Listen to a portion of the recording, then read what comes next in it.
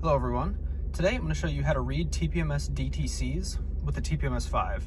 Now we're working on a 2012 Jeep Liberty today, and as you'll see, the TPMS light is on.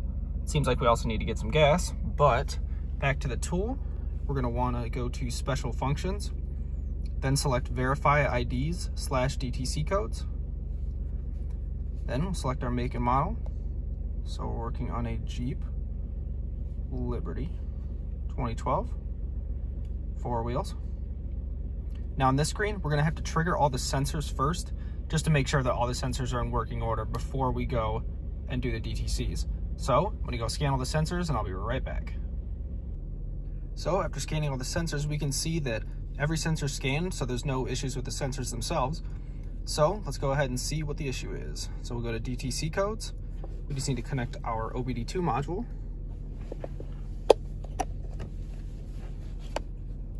Then we'll connect it to the car.